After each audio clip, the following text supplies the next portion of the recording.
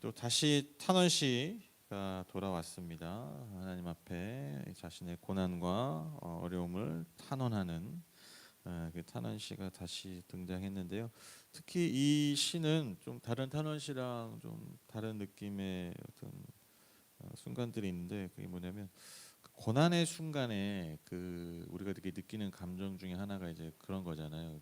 내가 하나님께 뭐 죄를 졌나 뭐 이런 것도 있고 뭐 여러 가지 있지만 그 중에 하나가 그거잖아요. 내가 하나님께 버림받았나 막 이런 감정, 이런 생각들이 드는데, 지금 이 고난, 이 탄원시는 77편은 그 하나님께 버림받은 순간에, 그러니까 하나님 고난의 순간에 하나님께 그 버림받은 듯한 그 감정을 아주 절절하게 표현하고 있어요. 그래서 좀 더 공감이 되는 그런 시입니다. 그러나 내가 버림받은 것 같지만 지금은, 그러나 결국 나와 늘 함께 하셨던 그 하나님에 대한 기억, 그 은혜에 대한 기억을 소환하면서 다시 여전히 하나님을 향한 신뢰의 고백으로 이 시를 마무리하고 있습니다.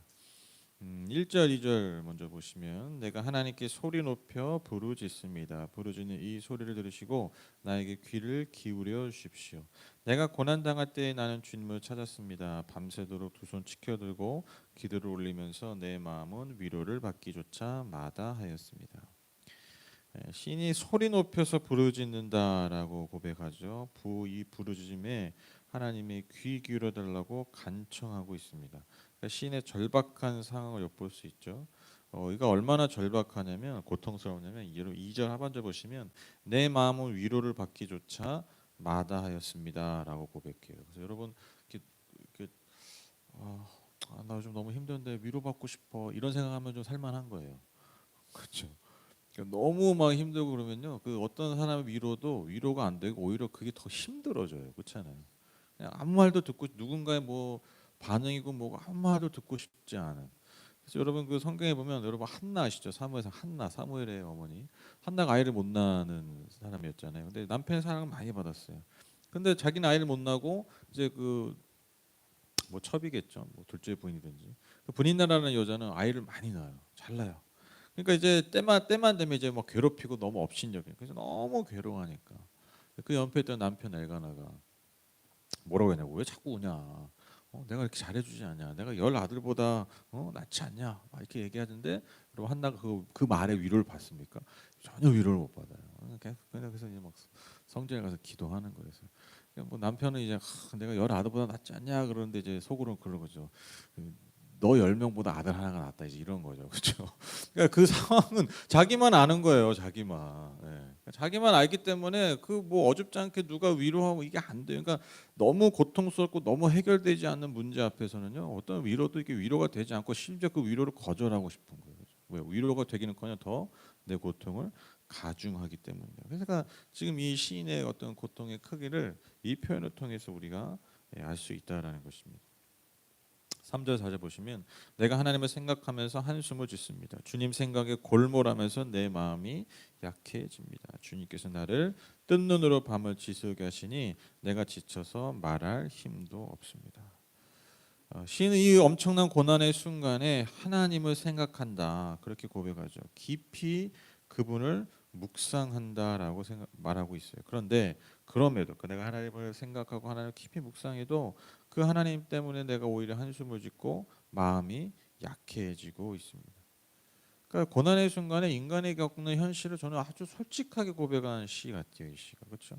그러니까 여러분, 우리가 예를 들면 뭐 고난의 순간에 뭐 어려운 순간에 뭐 기도하잖아요. 기도하면서 뭐 하나님을 생각하고, 또 여러분 뭐 말씀을 막 읽어요. 막 힘드니까 말씀을 읽어야지. 근데 그 뭐 들어옵니까? 처음에 들어와요? 안 들어와요. 이게 하나님을 생각해도 이게 막 기분이 확 갑자기 좋아지는 게 아니라, 막 말씀을 읽으니까 막 갑자기 막 마음에 기쁨이 생기는 게 아니라, 오히려 그 와중에 뭐 어떤 반응이 나와요. 그냥 한숨이 쉬는 거야. 한숨을 쉬고, 오히려 더 깊은 한숨을 쉬기도 하죠. 그렇죠? 말씀은 이런데 왜 하나님은 이렇게 더 절망하기도 한다라는 것이죠. 그러니까 뭐 우리가 뭐 어려운 순간에 뭐 하나님 생각하고 말씀 믿는다고 무슨 화학적인 반응처럼 여러분 뭐 갑자기 기뻐지고 갑자기 평안해지는 게 아니에요. 여러분, 이거 여러분 말씀 읽으십시오. 그러면 여러분 마음에 기쁨이 오고 평안이 올 것입니다. 뭐 아주 틀린 말은 아닌데 네, 아주 틀린 말인데 저는 약간 이런 거를 약간 주술적이라고 생각해요. 저는 제가 개인적으로 신앙생활하는 데 있어서 좀 경계하는 게 뭐냐면 주술적인 신앙이에요. 주술적인 거. 어떤 의미인지 아시죠? 뭘 하다가 뭐 찬양을 하면 막 갑자기 뭐가 되고 뭐 말씀을 읽으면 뭐가 되고 그럼 그게 중요한 게 아니에요. 그렇죠? 그 자체가 여러분 무슨 그런 효과를 이뤄내는 게 아니에요. 그렇잖아요. 성경에서 우리에게 그런 걸 가르쳐 주지 않아요. 여러분 왜 우리가 찬양합니까? 왜 우리가 말씀 읽습니까? 이거 우리가 많이 착각하는데 주수적 효과 때문에 읽는 게 아니잖아요. 찬양하는 게 아니잖아요. 그러니까 왜 하나님이 찬양하라고 하세요? 왜 하나님 말씀 읽으라고 하세요? 예, 우리가 삶을 살아가면서 그런 삶의 모든 이 우여곡절과 그런 삶의 모든 길에서 제가 이번 달에 계속 말씀드렸죠. 우리의 삶의 방향성이 그분과 함께 동행하는 삶으로 가는 힘을 거기서 얻는 거지. 그러한 삶이 쌓임으로써 그렇잖아요. 아니 때로 힘들고 어려워도 막 마음에 감정 없어 내가 찬양하는 삶, 그 찬양을 통해서 내 삶의 방향성이 이렇게 지켜지고 그리고 그 삶의 방향성을 하나님 역사하시는 거죠. 그렇죠. 내가 막 힘든 게 막 너무 힘들고 지친데 찬양을 하면 물론 때는 힘이 나긴 해요. 그런데 막 찬양을 하면 뭐 힘이 나 이런 주수적인 효과로 우리가 찬양을 부르는 게 아니라는 거예요. 그런 마음으로 말씀을 대하는 게 아니에요. 그러니까 말씀을 대하는 것 자체가 우리가 마치 그 요술램프 알라딘 요술램프 진이를 대하듯이 한다는 거예요. 그게 아니에요. 하나님 우리 그렇게 무슨 소환하면서 우리가 필요할 때 꺼내 쓰는 무슨 그런 도구가 아니라는 거죠. 그렇죠? 우리가 그럼에도 불구하고 힘들고 어려운 순간에도 불구하고 왜 찬양하느냐, 왜 말씀이 있냐, 내 삶의 주인이 하나님이심을 고백하는 거예요. 그런데 그런 삶의 고백들이 쌓이면서 그런 삶의 고백들이 하나하나 내 삶의 길에 놓여지면서 여러분 그 삶의 길 가운데서 하나님이 놀라운 일들을 하시는 거예요. 그렇죠? 그러니까 이게 신앙이죠. 이게 신앙생활이에요. 이게 신앙생활. 주술적으로 뭐 이용하는 게 아니라. 아니, 물론 그렇게 할 때 딱 올 때가 있어요. 뭐 찬양도 갑자기 기뻐질 수도 있고 하는데 우리가 기본적으로 그런 찬양과 말씀을 대하는 기본적인 자세가 중요하다는 거예요. 자세. 저는 이게 너무 솔직한 고백인 것 같아요. 고난의 순간 하나님 막 생각하는 거예요. 깊이 묵상하는 거예요. 근데 한숨만 나오는 거예요. 너무 솔직한 고백 아닙니까? 이게 우리의 인간이에요. 그러니까 우리 시인은요 지금 과정 중에 있는 거예요. 이 4절 표현이 중요한데 고난으로 인해서 걱정과 고통 때문에 뜬 눈으로 밤을 지새는 것이 누구 때문에 누가 하신다고요? 주님께서 나를 그렇게 하신다라고. 주님께서. 그러니까 시인은 알고 있는 거예요. 지금 나를 훈련하시고 나를 단련하시는 과정임을 알고 있는 거예요. 그러니까 우리도 그렇잖아요. 막 어려운 삶이 어려운 순간 오면 알아요. 머리로는. 이게 다 하나님이 나를 위해서 나를 뭐 결국 선한 길로 인도하시고 또 하나님 뜻이 있겠지. 하나님 섭리가 있겠지. 그 아는데 한숨 나오잖아요. 아는데 여전히 탄식이 나오잖아요. 그렇잖아요. 그러니까 여러분 내가 알아도요. 내가 인간이기 때문에 지치고 힘든 건요 달라지지 않아요. 지치고 힘든 건요 절대로 달라지지 않아요. 저는 예전에 제 인생에서 참 기억나는 경험 순간인데 그게 뭐냐면 제 친구가 제 초등학교 동창이 축구 선수거든요. 제가 초등학교 축구팀 있는 학교 나와서 고등학교도 그렇고 초등학교 중학교 동창인데 걔가 되게 잘했어요. 그래서 인천 유나이티드 우리나라 프로축구 인천 팀이 있잖아요. 거기 선수가 됐어요. 근데 주전은 아니어도 그래도 프로팀만 들어가도 대단한 겁니다. 전국에 있는. 근데 제가 이제 그 친구를 오랜만에 결혼하고 나서인가 하여튼 한번 만나자고 해서 그때 보게 돼서 이제 제가 경기장에 간 거예요. 근데 이제 경기장에 갔는데 마침 경기를 하고 있었어요. 2군 경기. 그러니까 1군 경기 말고 2군 경기를 하고 있는데 이제 경기가 거의 끝날 때쯤에 갔어요. 그래서 경기장에 이제 앉아가지고 기다리고 있는데 이제 경기가 끝난 거예요. 경기가 끝나서 이제 그 친구가 와가지고 이제 제 앉아 있는 의자에 오는 거죠. 와가지고 털썩 주저앉더니 그 축구화를 탁 집어 던지더니 욕을 섞으면서 엑세스 힘들어 그러는 거예요. 엑세스 힘들어 그러는 거예요. 제가 그때 깜짝 놀랐어요. 왜 깜짝 놀랐냐면 그 축구 90분 뛰잖아요. 저는 축구 선수는 평생 그 축구 해가지고 90분 뛰어도 안 힘든 줄 알았어요. 처음 깨달은 거예요. 평생 어릴 때부터 축구를 해도 90분 축구를 하면 XX 힘들구나. 평생을 해도 제가 그때 어린 나이에 좀 세상을 보는 눈이 그때 약간 좀 띄어진 것 같아요. 그 말 한마디에 인간이 이런 거구나. 여러분 인간은요 인간이에요. 말이 너무 싱겁죠? 근데 인간은 인간이다. 여러분 이 말 안에 굉장히 많은 의미가 있잖아요. 여러분 인간은 적응이 안 돼요. 제가 맨날 말하잖아요. 우리나라 사계절 지금 송 권사님 70, 80 다 되게 경험하시는데 적응이 안 되잖아요. 그렇죠? 적응 안 되시죠? 지금 5, 60 살아봐서 적응 안 되시죠? 그게 인간이에요. 제가 필리핀 선교사님 뭐가 제일 힘드세요? 여쭤보니까 넌 좀 대단한 거 나올 줄 알았어요. 뭐 영적 아니에요. 더워서 힘들어요. 몇 년을 거기 살고 계셔도 더운 게 힘들대요. 적응이 안 돼요. 그게 인간이에요. 우리 다 알아요. 하나님 뭐 인도하시고 뭐 훈련인 거 다 알아. 섭리인 거 다 알아. 근데 뭐예요? 힘들 땐 그냥 힘든 거야. 왜? 인간은요 적응이 안 돼요. 그런 거는. 힘든 건 적응이 안 돼. 그러니까 여러분 지금 이 신이 이 삶의 고난 가운데서 너무나 힘들고 지치고 낙심되고 절망하고 이건 달라지지 않고 있다라는 거예요. 이제는 어떤 순간까지 왔어요? 말할 힘도. 그러니까 이제 지쳐가지고 하나님께 말할 힘도 없어. 기도할 힘도 없어요. 이러한 어떤 참 절박하고 절망스러운 상황에서 이 시인이 무엇을 합니까? 계속 거기에 빠져 있는 게 아니라 그가 믿음의 눈을 들어 하나님을 기억하고 바라보게 됩니다.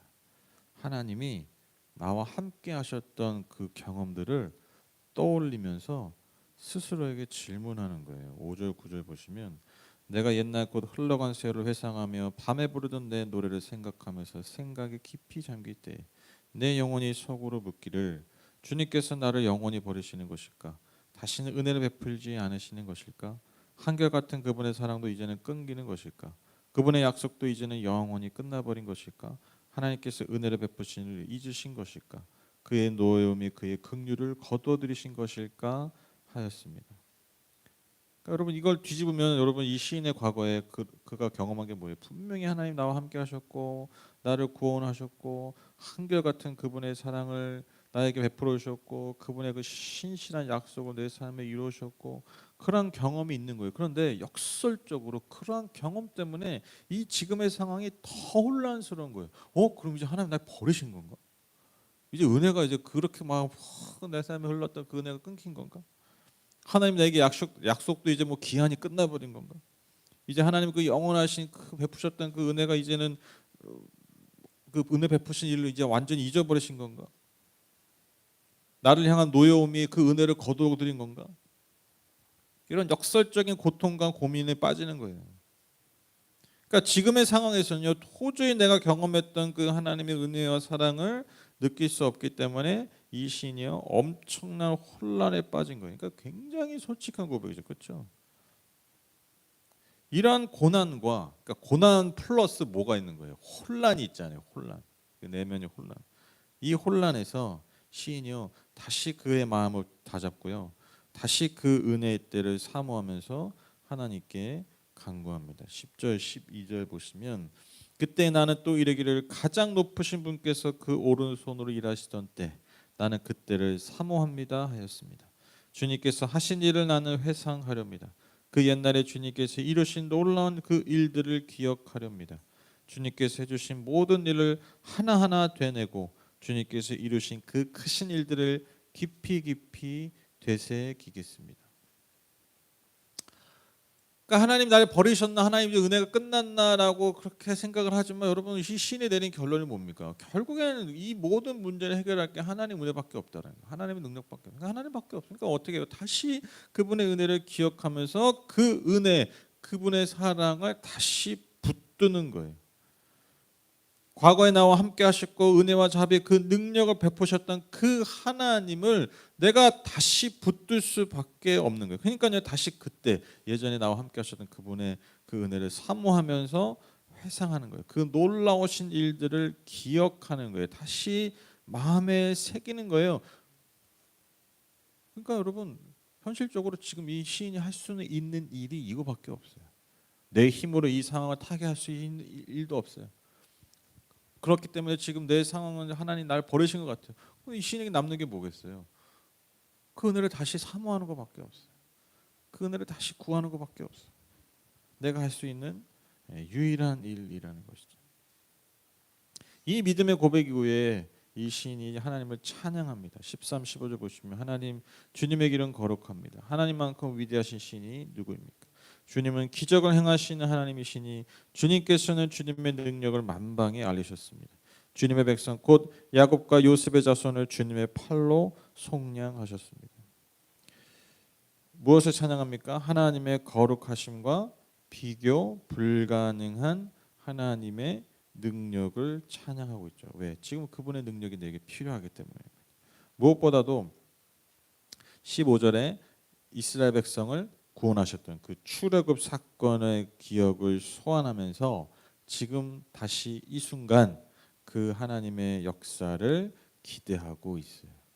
그러니까 여러분 딱 그 출애굽의 그 이스라엘 백성의 민족의 상황이 딱 그거잖아요. 분명히 아브라함과 이삭과 야곱에게 하나님 약속하셨잖아요. 은혜를 베푸셨잖아요. 복을 주셨잖아요. 요셉에게도 복을 주셔서 이집트 땅에 옮겨놓고 그들을 살리셨잖아요. 그렇죠? 그게 맞잖아요. 그런데 지금 출애굽하기 직전에 이스라엘 백성들 상황은 어떻습니까? 이 신이 고백한 거 똑같죠. 하나님 우리 버리셨네. 은혜가 끝났네. 약속이 끝났나? 너무 절망스럽고 고통스러운 거죠. 근데 그들이 어떻게 했다고 출애굽에 기도합니까? 부르짖는다. 하나님께 부르짖었다 그러죠. 뭘 부르짖었겠어요? 하나님 약속을 기억해 주세요. 하나님 은혜를 다시 베풀어 주세요. 그러니까 그들이 기댈 수 있는 게 뭐밖에 없어요.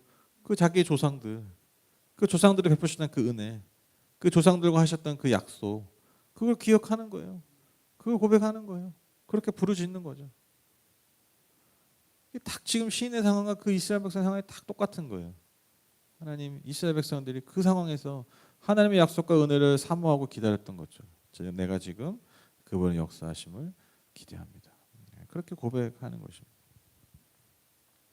마지막으로 시인이 찬양의 고백으로 이 시를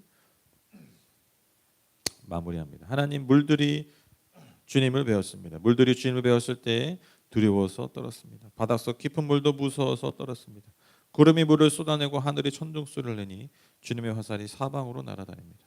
주님의 천둥소리가 회오리 바람과 함께 나며 주님의 번개들이 번쩍번쩍 색을 비출 때에 땅이 뒤흔들리고 떨었습니다. 주님의 길은 바다에도 있고 주님의 길은 큰 바다에도 있지만 아무도 주님의 발자취를 헤아릴 수 없습니다. 주님께서는 주님의 백성을 양떼처럼 모세와 아론의 손으로 인도하셨습니다. 여러분 이제 딱 그 느낌 오시죠? 제가 자주 말씀드렸죠. 16절에 하나님 물들이 주님을 배웠습니다. 물은 시원하고 뭐 그런 게 아니야. 성경에서 물은 악한 거야. 혼돈과 대적들을 상징하는 거야. 이제 딱 그 느낌이 오시죠. 뭐 물들이 왜 떨어? 이러면 안 돼요. 이제 우리 이제 압니다. 하도 많이 나와서. 그러니까 지금 이 혼돈의 상황, 이 바다, 나를 엄습하고 나를 공격하는 이 대적들이 어떻게 해요? 이 창조주 하나님을 보고 두려워 떠는 거예요. 그러니까 지금 이 시인이 이 찬양을 마지막 찬양의 고백을 보면 여러분 아시겠지만 약간 출애굽이 딱 배경이 돼 있죠. 일단 그 출애굽 역사에서 그 물들을 다스리시고 이 피조물들을 다스리시, 즉 창조주 하나님을 올려보는. 그러니까 마치 이스라엘 백성을 구원하실 때 그 하나님께서 이스라엘 그 10가지 내리는 재앙을 보면 그 자연 만물을 다스리시는 하나님의 그 능력이 드러나잖아요. 자연을 다스리시는, 그러니까 그 피조물을 다스리시는 그 창조의 능력을 드러내시면서 그 바로는 어때요? 이집트는 어떤 사람들이에요? 뭘 섬겨요? 그 자연을 섬기잖아요. 태양, 뭐 개구리, 뭐 동물들, 막 그 하나님 만드신 피조물을 역설적으로 피조물을 섬기는데 그 10가지 재앙이 알려주는 게 뭐예요? 야, 니들이 섬기는 신 그 하나님 만드신 거야. 니들이 섬기고 계신 그 하나님이 다스리는 거야. 그걸 보여주는 거예요. 하나님이 오늘은 뭘로 괴롭힐까? 뭐 물을 피로 바꿔볼까? 뭐 그런 게 아니에요. 그런 의미가 아니라 그러한 모든 하나님의 피조물들을 하나님이 다스리고 주관하신다. 그러니까 그들이 믿고 있는 신들이 얼마나 헛된 것인지, 그리고 그들이 가지고 있는 능력이 사실 얼마나 헛된 능력인지, 그것을 드러내는 게 여러분 10가지 재앙이에요. 그러니까 지금 이 시인이 뭘 보고 있는 거예요? 지금 내 상황, 어떻게 보면 참 비루하고 너무 고통스럽고 참 보잘것없어진 내 삶에 계속 침전하고 계속 그 삶에 머물러 있는, 그렇게 내 삶 가운데 갇혀 있는 것이 아니라 지금 그 상황에서 뭘 보는 거예요? 창조주 하나님을 보는 거예요. 창조주 하나님. 이 모든 자연을 다스리시고 운행하시는 그 하나님의 능력, 그 능력을 소환하고 있습니다. 그리고 그 능력을 가장 잘 드러난 게 방금 말한 것처럼 바로 출애굽 사건 19절 20절에 그게 언급되어 있는데, 그 19절 20절에 언급되어 있는 그 출애굽 사건을 다시 소환하는 거예요. 그래서 하나님께서 마지막에 결국에는 그 백성들을 양떼처럼 모세와 아론의 손으로 인도하셨던 것처럼 하나님이 결국 내 삶 또한 그렇게 인도하실 것이다라는 믿음과 소망을 고백하면서 이 시를 마무리하고 있습니다. 저는 오늘 이 시를 읽으면서 저는 그 시 보면서 시편 보면서 제 개인적으로 참 이렇게 더 이렇게 마음에 가고 은혜가 되는 시들이 어떤 시냐면 참 솔직한 시들이 저는 참 좋아해요. 솔직한 시. 그런 자신의 상황과 감정을 이렇게 솔직하게 고백하는 게 참 좋은 것 같아요. 오늘도 이 시가 그렇지 않습니까, 여러분? 자신의 상황 가운데서 여전히 한숨이 나고 하나님을 생각하고 말씀 묵상해도 여전히 한숨을 짓는 자신의 상황을 고백하고, 그리고 그렇게 하다가 뭐 하나님 묵상하고 생각했는데 묵상의 결론이 그 과정이 뭐였어요? 딱 묵상하는데 한숨 짓다 갑자기 나 버리신 거 아니야? 뭐 믿고 막 은혜 받고 그런 게 아니야. 일단 뭐 근데 어떻게 보면 논리적 귀결이잖아요. 버리신 거 아니야? 나 이제 은혜 끝난 거 아니야? 나 이제 뭐 인생 쫑난 거 아니야? 이런 과정을 겪는 거예요. 무슨 뭐 말씀 좀 읽었다고 뭐 하나님께 좀 기도 좀 했다고 뭐 갑자기 막 그냥 절망의 자리를 박차고 일어나가지고 막 믿음으로 고백하고 할렐루야 주님을 찬송하면서 뭐 그렇게 가지 않았다라는 거예요. 이게 참 위로가 돼요, 위로가. 그리고 여러분, 그리고 사실 이런 과정을 겪어야 여러분 믿음이 진짜 믿음이 됩니다. 여러분 힘들 땐요 그냥 힘든 거예요. 여러분 믿음의 사람들 이야기들 한번 잘 보세요. 여러분 잘 아시는 믿음의 사람들 다 어떤 상황들이 있었습니까?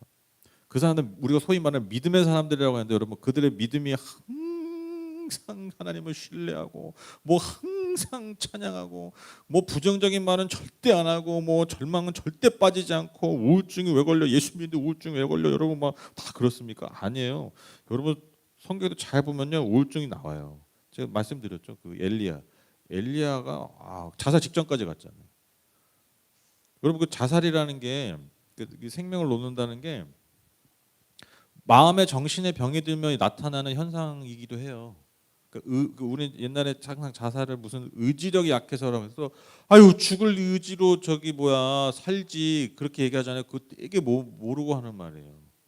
여러분 자기의 생명을 놓는 많은 사람 중에 그 정신의 힘이 완전히 사라져 버리니까요. 마치 육체가 육체의 기능과 힘을 잃어버리면 육체가 죽잖아요. 똑같은 거예요. 정신의 힘이 망가지고 힘들어지면요, 그냥 생명을 놓는 거예요.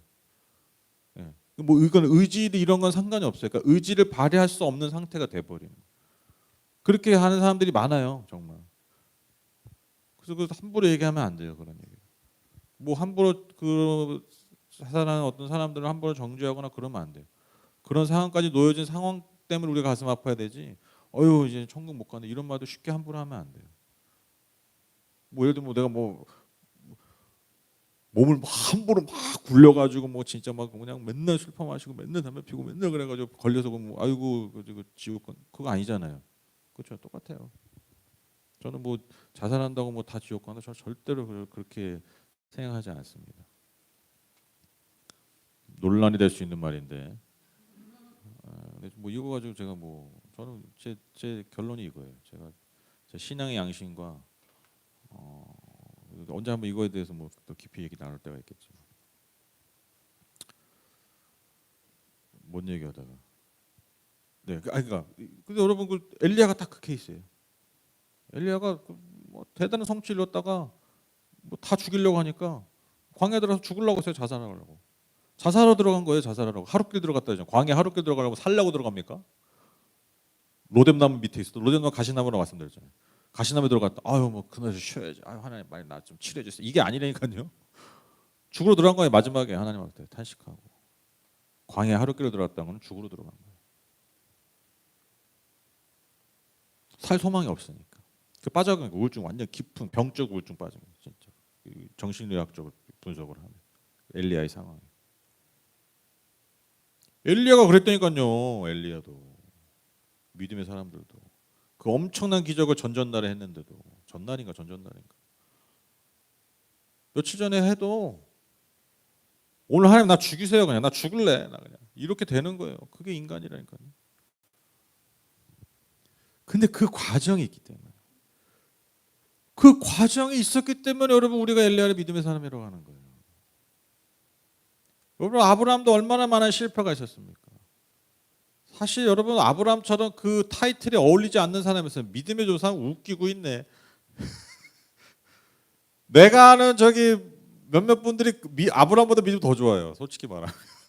소위 말해서 그냥 우리가 생각하는 믿음 좋다라는 거는 아브라함보다 믿음 조상 훨씬 많아요. 믿음 조상이라고 하잖아요. 얼마나 그 많이 실패했습니까? 가나안 땅에 오자마자 기근 좀 있다고 애굽으로 도망쳐. 마누라 팔어 2번이나. 하나님이 그렇게 중간중간 오셔가지고 네가 아들 낳을 거야. 아유 저는 모르겠어 그냥. 아유 그냥 첩이라서 애 낳자. 빨리 그 정리하자. 내 살 날이 얼마 안 남았는데. 그래서 낳은 게 이스마엘. 여러분 보시면 아브라함이 그렇게 물론 이제 이제 나중에 이제 큰 거 한 방 했지. 아들 바친 거. 근데 여러분 그 과정을 보면요. 과정을 보면 그가 여러분 믿음에 오히려 여러분 믿음 없는 그 연약함에 드러나는 게 훨씬 더 많아요. 훨씬 더 많아요. 근데 여러분 그게 필요한 거라. 그게 그냥 믿음 없었네. 믿음이 없네. 그렇게 정의 내리는 게 아니라 여러분 우리는요 그런 흔들리는 삶을 통해서 믿음이 진짜 믿음이 되는 거예요. 아니 흔들리는 상황에서 내가 붙드니까 그게 믿음이죠. 그렇죠?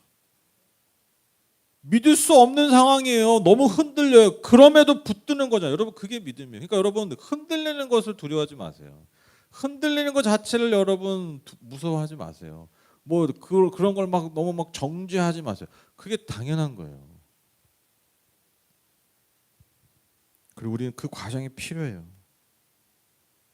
그리고 그 과정을 통과해 우리의 믿음도 더 단단해지는 거예요. 믿음이 말 그대로 믿음이 되는 것입니다. 근데 중요한 게 뭐라고요? 바로 그런 상황에서 흔들리는 상황에서 그 흔들림을 계속 두지 않고 오늘 시인의 고백처럼 하나님 날 버리셨나 이 생각에 빠져 있지 말고 다시 말씀의 약속으로 돌아가는 거예요. 내가 너를 영원히 버리지 않겠다. 이게 하나님의 약속이잖아요. 그러니까 이걸 붙드는 거. 지금은 내가 하나님 날 버리신 것 같지만 나와 하나님의 은혜가 끝난 것 같지만 지금 내 상황과 그로 인한 내 감정은 그렇지만 하나님이 약속하셨던 거 그리고 하나님 내게 그 베푸신 은혜들을 기억하는 것 소환하면서 그 시간을 이겨나가는 것. 여러분 이때 여러분 믿음이 되는 그런 열매를 맺게 되는 겁니다. 저도 이제 살다 보면 그 믿음이 없어질 때가 있잖아요. 그러니까 환경이 어려워지거나 내가 예상하지 못한 어떤 사건 사고가 벌어질 때 딱 그런 상황이 닥치면 딱 드는 생각이 뭐야 하나님 내가 죄를 많이 졌나 내가 뭘 그렇게 잘못했나 하나님 나를 진짜 버리셨나 왜 나한테 이러시나 막 이런 그냥 탄식과 원망이 나오죠. 이게 너무 당연한 거예요. 너무 당연. 근데 이제 그럴 때 저도 이제 이거 써먹는 거예요. 저도 진짜. 그때 하나님 나 구원해 주셨지. 나 그때 도와주셨지. 내게 진짜 은혜를 베풀어 주셨지. 내가 그때 정말 아무것도 할 수 없을 때 내 삶을 역전해 주셨지. 그 기억을 소환하는 거예요. 그 기억을 소환한다 그러면 갑자기 더 훨씬 기분이 좋아지고 막 상황이 갑자기 막 바뀌는 것 같고 그러지 않아요. 그런데 그게 굉장히 큰 힘과 위로가 되더라고요. 정말. 맞아. 지금 이렇지만 하나님 또 이 상황을 통해서 또 내게 은혜를 더 베풀어 주실 거야. 왜? 그런 경험이 있었기 때문에. 그래서 여러분 삶의 순간순간 여러분 우리가 하나님의 은혜를 구원을 기억하고 소원하는 게 여러분 그래서 중요합니다. 그래서 여러분 예배라는 행위는요 조금 다르게 표현하면 여러분 예배는요 뭔가 내가 하나님께 드리는 어떤 뭔가 하나님께 내가 올려 이게 예배잖아요. 그런데 여러분 또한 예배는 뭐냐면요 기억하는 시간이에요. 그래서 여러분 그 예배 순서들이나 그 하나님이 옛날부터 그 예배에 대해서 알려주신 어떤 그런 많은 그런 예전적 행위들, 그러니까 예전이라고 하죠. 그 예전적 행위들 보면 대부분 뭐냐면요 기억하는 행위예요. 찬양도 그런 거거든요. 찬양이 뭐 기억함으로 올려드려. 그러니까 여러분 예배는 뭔가를 기억하는 거예요. 여러분 예배 기독교 예배 핵심이 뭡니까? 이 성찬이잖아요. 말씀이잖아요. 성례전 그리고 말씀 이게 예배의 두 축이거든요. 원래 기독교 예배는 개신교는 이제 성례전은 성찬은 좀 많이 죽었지만 근데 이게 두 축이에요. 잘 기억 보세요. 뭐예요 사실? 여러분 막 설교할 때 제가 막 미래 만날 미래 예언합니까? 앞으로 이렇게 될 것입니다. 어제 제가 계시 받았습니다. 오른쪽으로 가지 마십시오. 뭐 그럽니까? 아니에요. 다 뭐예요? 다 과거 얘기예요. 과거 얘기. 과거 얘기. 왜? 기억하라고. 기억하라. 왜? 여러분 기억이요. 오늘과 내일을 살아가게 하는 힘을 줍니다. 그래서 여러분 그 내면의 어떤 상처나 아픔을 치료할 때 항상 그 되게 중요하게 여겨지는 게 뭐냐면요. 과거의 기억을 소환해서 과거의 기억의 의미를 바꾸는 거예요. 그렇죠? 그 과거의 기억을 소환하는 거. 그 소환하면 아프잖아요. 막 상처 막 아프잖아요. 티 많이 보잖아요. 엄청 힘들어하잖아요. 근데 그게 없으면 안 돼요. 그게 하고 근데 거기 끝납니까? 막 아프게 하고 끝납니까? 아니죠. 그 의미를 바꿔주는 거예요. 그래야 여러분 오늘과 내일이 이제 달라지는 거예요. 과거는 바꿀 수가 없어요. 이미 벌어진 거기 때문에. 근데 그 과거의 의미를 과거를 소환해서 그 의미를 새로운 의미로 좋은 의미로 바꿔주는 거. 그리고 또 그 치료하는 분들이 그렇게 하더라고요. 과거에 있었던 그게 사실 좋았던 거다. 또 좋은 기억들을 다시 이끌어내는 거예요. 그 와중에 그 좋았던 것들. 왜냐면 그때는 어렵고 힘드니까 못 봤던 것들. 그런 것들 또 하는 게 아주 중요해요. 그래서 여러분 그 치료에서 좋은 기억을 상기하는 게 굉장히 중요하다고 합니다. 여러분 예배가 그런 거예요. 오늘 시인이 한 게 그거예요. 좋은 기억을 소환하는 거예요. 그래서 오늘을 치료하는 거예요. 내일의 소망을 새롭게 얻는 것이죠. 그래서 여러분 예배를 그렇게 많이 이용해 보세요. 하나님 은혜를 자꾸 기억하세요. 힘들고 어려울 때마다 내게 베푸셨던 은혜들을 자꾸 소환하세요. 그리고 찬양하세요. 찬양하세요. 찬양 막 하다 보면 처음에는 한숨 나오거든요. 근데 그 찬양이 결국 내 삶의 의미를 바꿔줍니다. 내 삶의 과거 의미를 바꿔줘요. 그래서 많이 찬양하시고 많이 주님의 은혜를 기억하십시오. 마지막으로 오늘 시인이 했던 것 기억해 보면 하나님을 보는 것, 창조주 하나님을 보는 것. 저는 그 가끔 그 이렇게 뭐라 그럴까요? 뭐 힘들고 어려운 일 있으면 그런 생각하면 좀 위로가 되더라고요. 에휴, 내가 뭐 힘들어도 우주에 먼지도 안 되는데 뭐. 그러니까 나만 우주라고 생각하면 진짜 미치고 활짝 튀는데 내가 이 우주에서 정말 미미한 존재라고 생각하면 뭐 내가 좀 힘들다고 이 지구에 뭐 큰 영향 끼치는 것도 없고 그러니까 이게 나를 비하하라는 게 아니라 그러니까 내가 가진 내 고통의 의미만 너무 크게 해버리면요 여러분 그게 내가 감당이 안 돼요. 근데 이 모든 이 세상을 다스리시는 그 하나님의 입장을 한번 생각해 보면 이거 별거 아닐 수 있다. 별거 아닐 수 있다. 마치 그 아이들이 그런 경우도 있거든요. 이게 뭐 유치원에서 뭐 만들어 와, 지가 만들었어. 만들어가지고 막 자랑했는데 그게 뭐 이렇게 떨어져가지고 망가져 버렸네. 그러면 애들 어떻게 안 반응합니까? 정말 세상이 무너지듯이 죽잖아요. 그렇죠? 근데 그걸 보고는 저의 마음은 어떠냐? 아유 잘 됐다. 버려야겠다. 안 그래도 쓰레기인데. 솔직히 애들 만들어 놓고 쓰레기잖아요. 좀 말이 좀 그런가? 근데 거의 쓰레기예요 그냥. 솔직히 쓰레기가 뭐 이렇게 뭐 작품 뭐가 있어요. 그냥 의미만 있는 거지. 뭐 사실 이게 딱 보면 그냥 뭐 어디 놓기도 애매한 쓰레기야. 뭐 이렇게 저희 옛날에 애들이 이렇게 막 그림 막 그리면 확 그려와요. 다행히 저희 애들이 그림에 은사가 없어요. 그래서 너무 감사해요. 왜 예체능이 돈이 많이 들어가는데 우리 애들은 좀 괜찮다. 다행이다. 그림 뭐 진짜 뭐 이상하게 그려. 뭐 자기 뭐 엄마 아빠랑 막 그려. 뭐 자기 자화상 막 자랑해. 뭐라 하는지 아세요? 내 방 앞에 붙여달래요. 그 뭐 이상하게 그린 크레파스를 그림 맨날 몇 년을 그렇게 뭐 이렇게 치우지 않으니까 한 몇 년을 저희 집에 가면 이렇게 붙여 있었어요.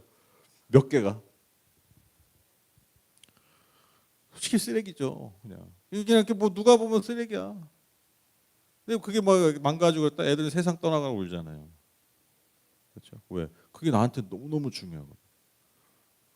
근데 내가 볼 땐 쓰레기다. 자꾸 이렇게 내가 쓰레기 같네. 아이들의 작품을 그렇게. 예. 그러니까 제가 드리고 싶은 말씀은 우리의 삶의 흔적들도 그와 같을 수 있다라는 거예요. 이 창조자네 보실 때는 물론 어렵죠. 물론 힘들죠. 진짜 막 죽을 만큼 힘들기도 해요. 때로는. 그런데 하나님 입장에서 창조 입장에서 보면요. 별거 아닐 수 있어요. 별거 아닐 수 있어요. 지나가 보면 별거 아닐 수 있어요. 애들이 봤을 때 이걸 왜 거기 붙여놨대 하고 지가 떼가지고 나중에 지가 스스로 민망해서 버릴 수도 있어요. 그래서 저는 우리 안에 우리 영혼 안에 하나님 창조주의 눈과 마음을 주십시오. 창조주 내 삶과 환경을 바라보 그 큰 마음. 우리가 저는 때로는 이 마음을 구해야 돼. 그러면요 내 삶의 내 존재의 크기가 작아져요. 이 작아진다는 게 내가 비하되는 게 아니라 내 존재가 겸손해지고 내 삶을 바라본 눈들이 마음의 품이 훨씬 크게 달라진다. 그래서 여러분 한 해 우리 모두에게 창조주 형상을 주셨습니다. 그래서 피조물의 현실에만 머물지 마시고 창조주의 눈과 마음으로 이 피조 세계를 볼 수 있는 그런 하나님이 주시는 큰 마음, 큰 시각, 큰 영을 소유하시는 저와 여러분 되셨으면 좋겠습니다. 피조물의 피조물을 향한 내 눈과 마음을 들어서 여러분 창조주를 바라보십시오. 하나님이 그와 같은 분이십니다. 그 마음을 품고 이 피조 세계를 넉넉한 주님의 은혜와 능력으로 살아가시는 저와 여러분 다 되시기를 주님의 이름으로 축복합니다.